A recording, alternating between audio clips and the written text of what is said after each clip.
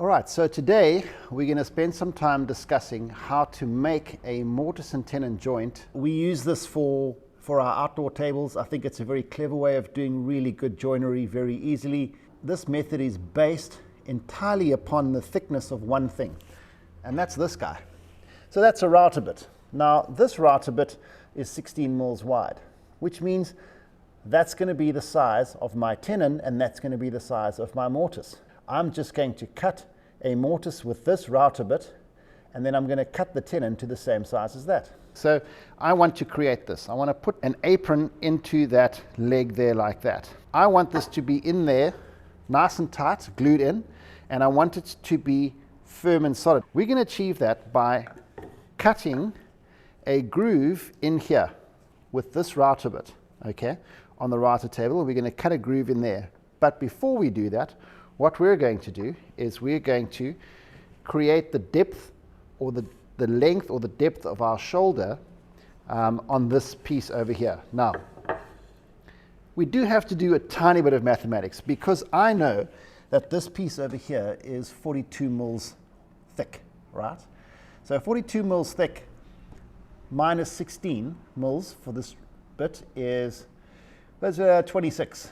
Okay, so 26 divided by 2 is 13, which means I've got to come in, I've got to take off 13 mils off this side and 13 mils off that side. Simple as that, right? The cool part here is that I can set my blade height on my table saw, I can set that to 13 mils, okay? And to do that, I'm using one of these handy dandy fancy depth gauges, but you could use a combination square, you could use a tape measure, you could use setup blocks. So the whole idea here is that I'm going to set this blade 13 mils up from the table saw. Then I'm going to run this piece of wood here, the apron, I'm going to run it on 3 sides. Now, why 3 sides, Alan, if I'm going to be doing a mortise and tenon joint? Because traditionally you would run them on all 4. But wait, you see, there's a trick. I'm only going to cut off 3 sides, and I'm going to use the 4th side as the top flush part of the joint. I'm not going to cut anything off the top of the joint because that's going to stay flush to the top of the leg. All we do then is we lift this router bit up in the table to the same height as what the length of this tenon is, and hey presto, we've got a perfectly fitting joint. I'll show you, it's actually quite simple. So let's get cracking. We're going to cut our apron or our tenon first on the table saw. Once we've done that, we're going to get on with marking this part out over here. Okay, let's get into it.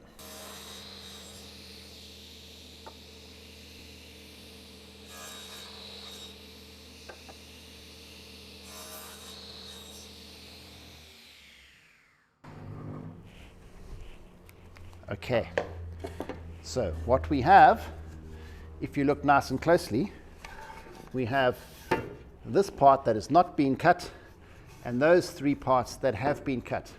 We're going to turn these into the cheeks of a shoulder joint. Okay, so here's where we head over to the bandsaw and we cut up to that point, up to that point, and up to that point over there. So we're going to cut a 3-sided tenon, not a 4-sided tenon.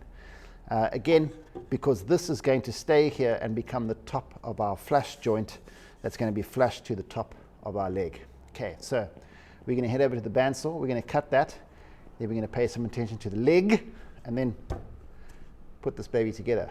Hey, remember when we set this guy up at 13 mils to do our saw blades, set the height of that? Well, I've kept this setting because guess what we can do?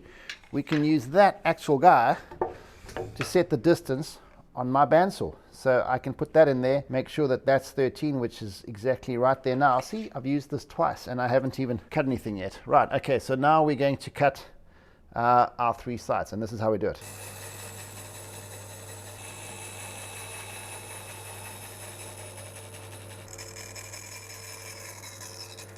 All right, so this is how we leave it now. So this over here is our 3-sided tenon.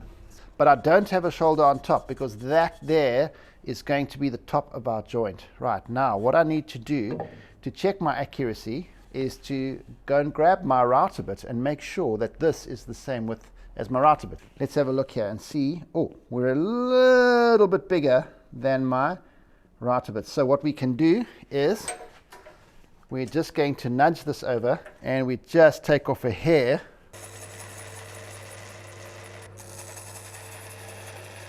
So that's not very difficult. It's kind of very simple. And here's the cool part about what we're going to do here. So that is our tenon. That's going to drop down into our leg. Now, when we cut the groove with this guy, this bit needs to be longer than what this is going to be deep. So in this case it is, because you can see I've still got plenty blade left. I'm going to cut a groove that deep into my leg. So I can't do it in one go. I'm going to probably step cut it, go like 1, 2, 3 cuts to get up to that height. This part over here is where the joint is going to rest. It's actually going to rest at the end of the cut. When I get to this, you'll see that'll be the end of the cut. It'll rest flush on there like that. And that essentially will be a mortise and tenon joint done the simple way. So what I want to do is I'm going to run a groove, or in here basically a mortise in this direction down to a certain point. Now that point has to correlate or coincide with this bit over here. So in other words, I have to cut the distance down that leg of from there to there. Well, what I'm going to do is I'm going to line the back of this piece up with the back of the router bit, and this front edge is where I'm going to put my stop. So I'm just going to line that up with the back of that cut, and I'm going to make sure, there it is, that the front of this stop block is in line with that. And there it is, you can see that's perfectly in line and that's perfectly in line. So that is great. Now I have a joint that will be as deep as from there to there. When I push this other piece through it, I'm going to push through until this contacts that, and I know that I'm at the right depth. Now, how do I get the height right? I can lift this bit in several passes until it touches that shoulder. Once I know I've touched that shoulder, I know that I've cut deep enough to accept the entire tenon into what will be the 3-sided mortise. We're going to do this in stages. It's quite a big bit and it's quite chunky wood, so we're going to go slowly.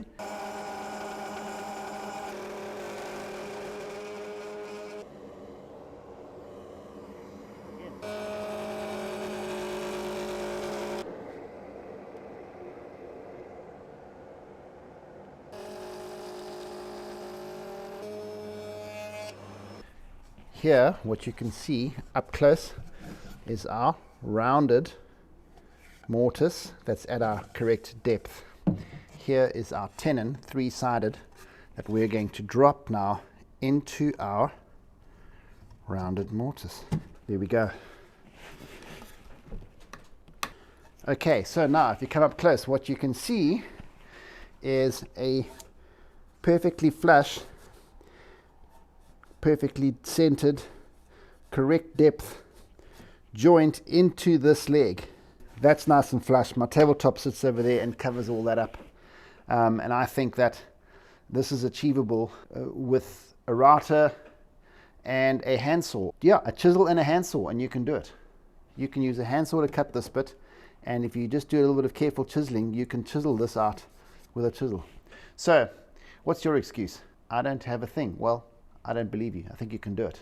If you've got any of these tools, this is possible. So don't just sit there and complain that you can't do joinery. Get off your behind, go into your garage, find your tools, find some of this, practice this joint. It's worth practicing, getting your setup right. I mean, okay, so once you've done this once and you've got your setup done, you can run all your aprons, all your legs, all your components, both sides, this side and that side. And you can line this up as how you like. You can line it up to the left, to the right, flush to this side, flush to that side, in the center, whatever floats your boat. So it's a very versatile, very easy joint to do. And it's what they call proper joinery. Because why? Because it's a tenon and a mortise. It's simple. Give it a crack, why don't you?